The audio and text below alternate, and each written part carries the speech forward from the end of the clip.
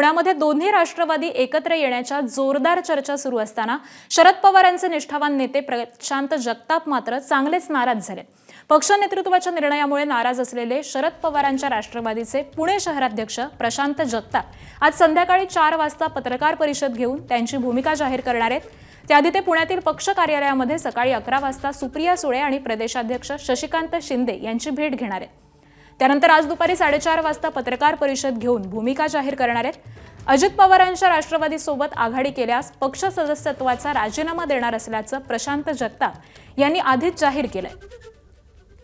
त्यामुळे राष्ट्रवादीचं नेतृत्व आज प्रशांत जगतापांची समजूत काढण्यात यशस्वी होतं का याकडे सगळ्यांचंच लक्ष लागलंय।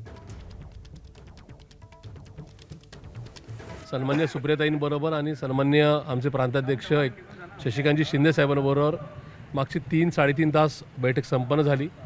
मी जो एक प्रस्ताव त्यांच्यासमोर ठेवला, या प्रस्तावाच्यावर चर्चा करायला माझ्या नेत्या सौ सुप्रियाताई सुळे या पुणे शहर कार्यालयामध्ये उद्या सकाळी 11 वाजता दाखल होत आहेत। सन्मान्य प्रांताध्यक्ष ताई आणि आम्ही एकत्रित चर्चा करणार आहोत आणि उद्या फायनली 4:30 वाजता राष्ट्रवादी भवन पुणे या ठिकाणी माझी प्रेस कॉन्फरन्स होऊन त्या ठिकाणी निर्णय जाहीर केला जाईल। एबीपी माझा, उघडा डोळे बघा नीट।